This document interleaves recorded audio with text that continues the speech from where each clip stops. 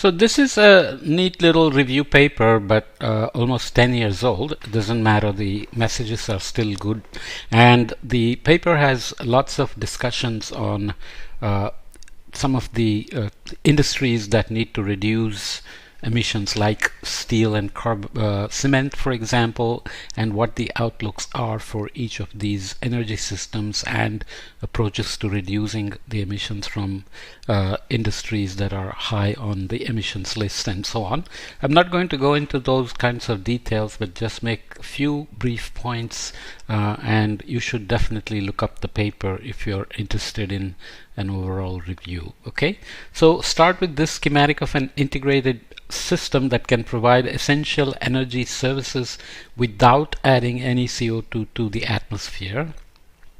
And then there are some color codes here. So green is, of course, the electricity generation, and everything includes transmission or transport as well.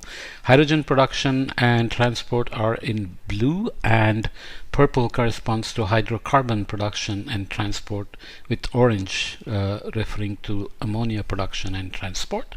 And you have red for carbon management and black end uses of energy and materials. So lots of color codes, but the schematic is basically on the top with demand for highly reliable electricity, and we have looked at the kind of nanogrid, microgrid issues in bending the curve, where you have similar figures where everybody is feeding into the grids, and then people are also plugging into the grid or giving it back to the grid, depending on whether they are idling or they are charging for transportation.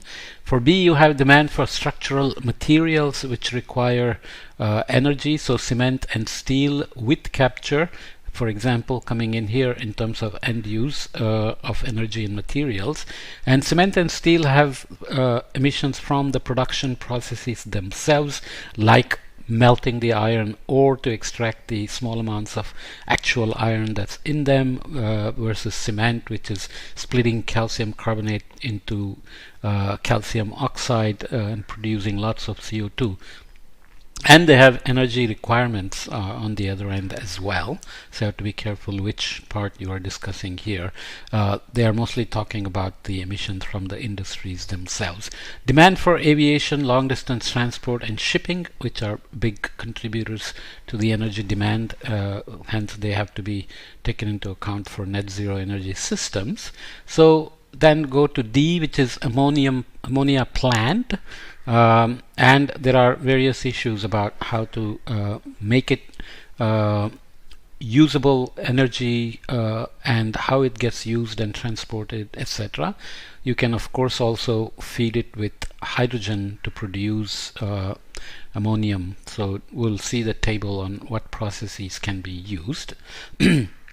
You have also hydrocarbon productions like CXHYOZ,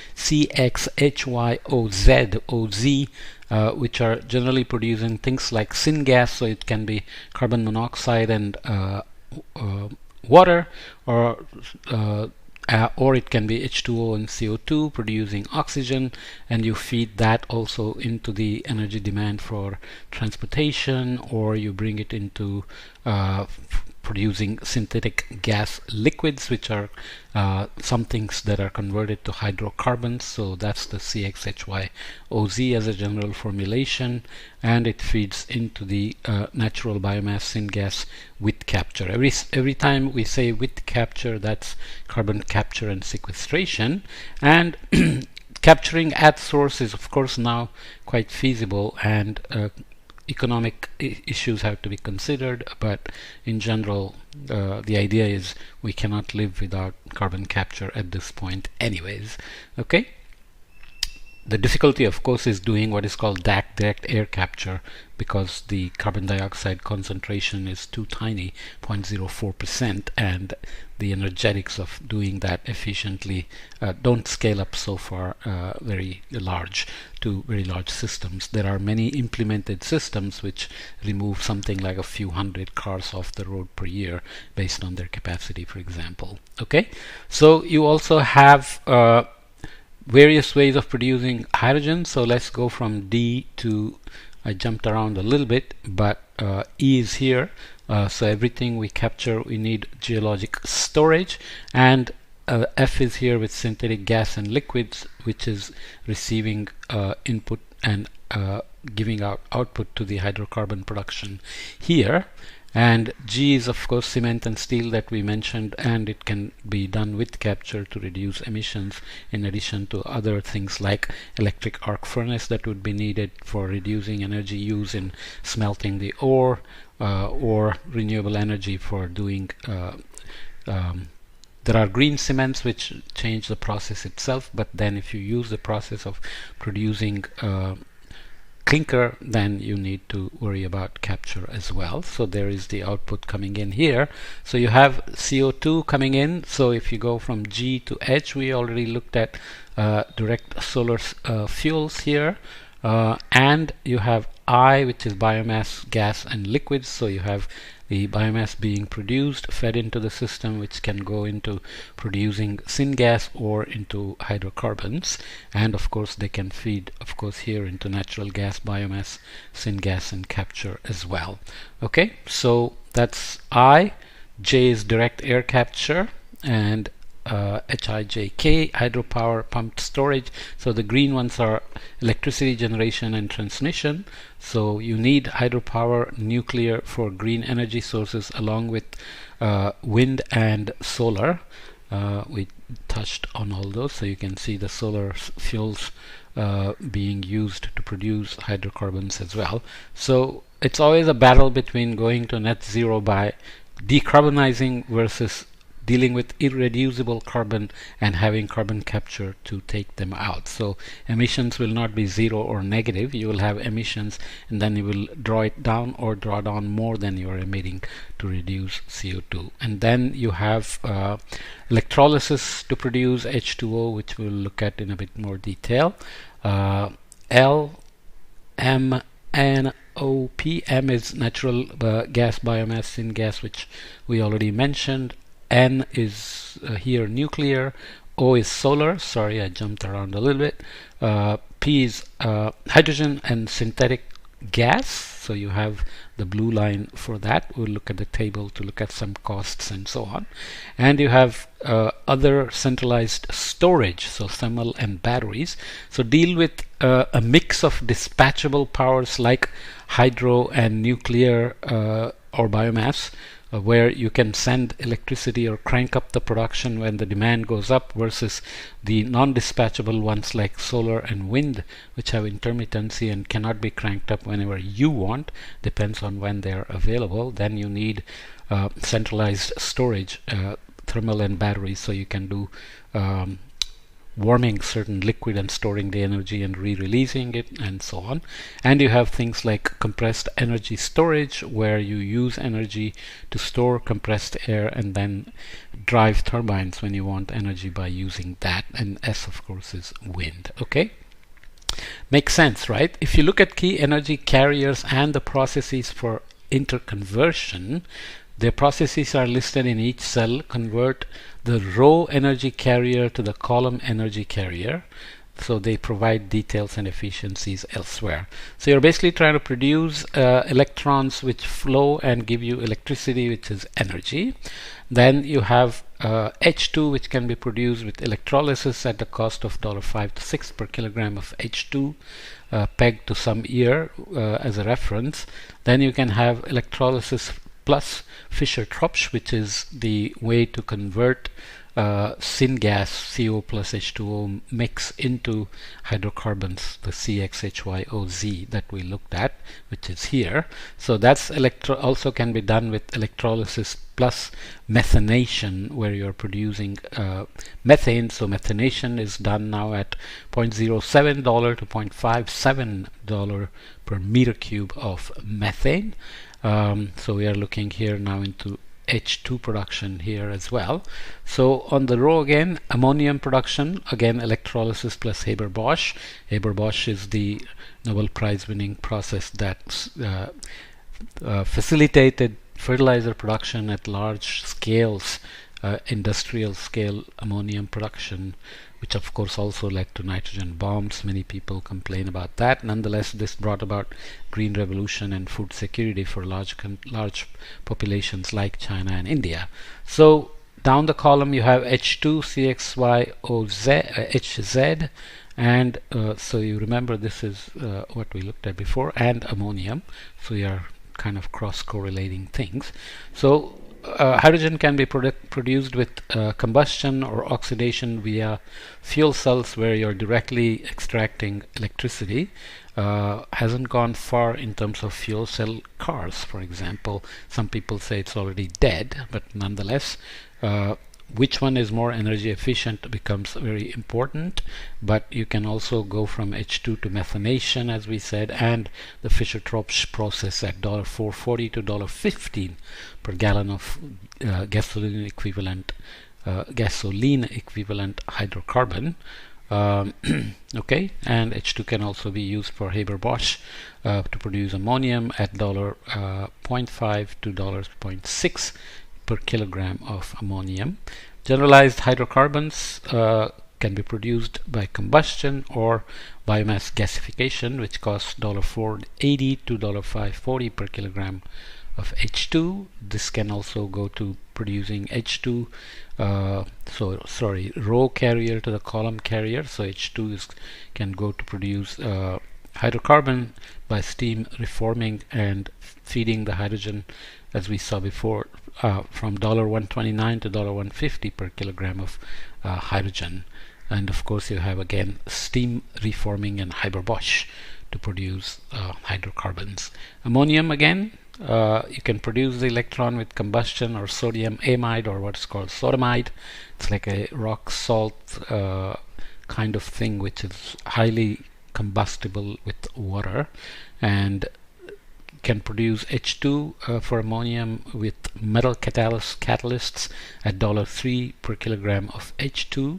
You can produce ammonium from hydrocarbons with metal catalysts, methanation, or Fischer-Tropsch processes. So it's kind of a matrix which gives you a sense of what are the combinations of things and what are the costs involved. One of the points made here is of course that there are difficult to eliminate emissions in the current context, which will make carbon capture and sequestration, or carbon capture, utilization and sequestration, an essential component of net zero. This is of course debated because this is a technological promise on which we are relying for future projections of net zero, which have no guarantee of coming true in terms of the promises being fulfilled in terms of scalable direct air capture, for example, or pushing CO2 into the ocean, and so on and so forth. So here we are looking at global fossil fuel and industry emissions for 2014 at 33.9 gigaton CO2, not CO2 equivalent. So the numbers with non-CO2 gases will be higher. And here you look at difficult to eliminate emissions in 2014, which were at 9.2 gigaton CO2, which is a significant fraction of almost 1/3 of the total emissions. So you have to pay attention to the various pie chart components. Other industry, residential and commercial, these that jump out are the irreducible emissions. So you have aviation and shipping, so long distance road transport with 1% is a part of it as well. Short distance light road transportation can be reduced in various ways. Short distance, medium and heavy road transportation can be reduced. Long load following electricity, often these so-called peaker plants are driven with coal to supply the additional energy demand when it comes in, let's say during a hot day or a cold day for cooling or heating. Electricity production, so the steel and cement are split here partly into irreducible emissions, as well as they are also here in terms of energy use versus direct emissions from the industry and so on. So you have to be careful of that. So heat, combined heat and electricity, and so on. And if you look at what adds up to the difficult to eliminate emissions, load following electricity is a lot of it. 4 gigaton CO2 in 2014. Iron and steel added 1.7. They have different cement is not included in here with the iron and steel. It's separated into 1.3. So shipping, rail ships and others, aviation and long distance transport. So these are the kind of things that these are the emissions that may be irreducible even over to 2050 and beyond, in which case CCS becomes incredibly important. But also all kinds of assumptions go into estimating these. For example, here that'll come in the next chart. For example, if you look at comparison of energy sources and technologies, you are looking here at the estimate of the relationship of capital cost or electrolyzer cost and electricity price on the cost of produced hydrogen, which we will look at here, the simplest possible electricity to fuel conversion right now. This assumes a 25-year lifetime, 80% capacity factor, 65% operating efficiency, 2-year construction time, and straight line depreciation over 10 years with zero salvage value. So I just wanted to read it off because enormous number of assumptions go into estimating costs, especially into the future, because things like discount rate or this straight line depreciation over 10 years are very controversial. Depending on which rate you use, you can get very different numbers. Basically, you can think of it as how willing are we to invest now for the future, knowing that it's the future generations that will be benefiting from it. Will the dollar we put in now depreciate at 3%, 5%, 7%, or 10%? That determines how valuable the investment is in the current dollar. So this gets quite hairy. Just looking at comparison of energy sources and technologies, gravimetric density in millions of joules per kilogram. I hope I'm right on the unit, so you just make sure. Yeah, please check it out. Okay, and volumetric density as well. Could be megajoules, millions of joules, the same thing. So gravimetric density versus volumetric density per kilogram per liter. So lithium ion battery sits here at the corner with zero gravimetric or very small gravimetric density and very small volumetric density. You jump to this end with very low volumetric density with hydrogen at 350 bar, at 7 bar, and in liquid form. So obviously energy density of hydrogen is very low at low pressures, and to transport it also it becomes easier, and the energy density in terms of volumetric density will grow even if gravimetric density is same. So this can tell you a lot about why hydrogen is still not a big part of the game compared to, let's say, lithium ion and other things. Methane sits here in terms of volumetric and gravimetric. Ammonia is here. Methanol, ethanol, propane, and methane. You have various levels of gasoline, jet fuel, and diesel. What do you do with it? Basically, you have to see how they convert also in terms of production per unit of electricity, let's say. So this is done here in terms of variable cost in dollars per gigajoules and fixed cost of energy in dollars per gigajoules, or fixed cost of energy in dollars per kilowatt hours. Kilowatt hours can help you think more about how much a typical household uses in a month and so on. So you have basically variable cost being almost zero for geothermal, onshore wind, solar PV, offshore wind, and solar thermal. But variable cost is zero, but fixed cost can vary depending on the implementation. Okay, so hydro comes in here with small variable cost and fairly high fixed cost. then coal with carbon capture, biopower, natural gas without carbon capture and sequestration, natural gas with combined cycle or driving a turbine. Combined cycle is where you are doing electricity and combined heat and power, for example, and so on. And these are the isoplets of costs in dollar per gigajoule. Okay, so these have to be taken into account. And of course, producing electricity from hydrogen fuel cell kind of thing, dollar per kilowatt hour versus capital cost in dollar per watts. You can see that methane derived H2O sits here at this point, and as you increase the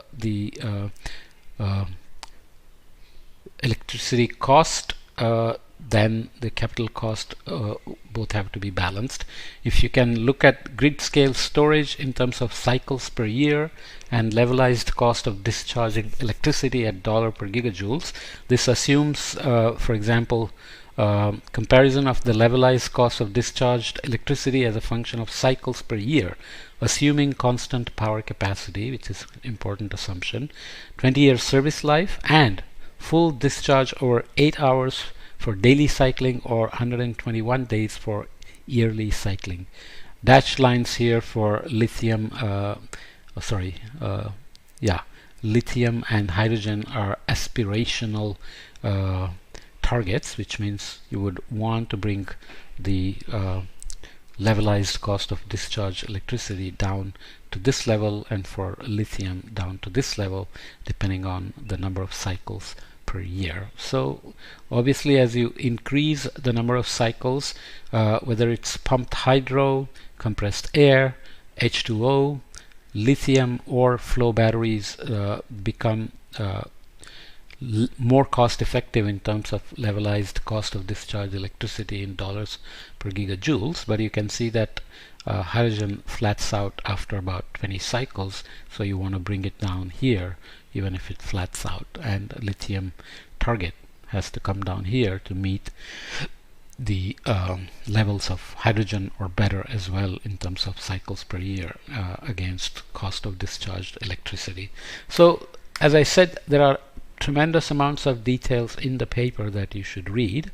I just kind of gave you a very brief account of it. So I think I'll leave it here. This goes well with the other things we are looking at in terms of reducing emissions in steel, cement, food systems, and so on and so forth. Okay.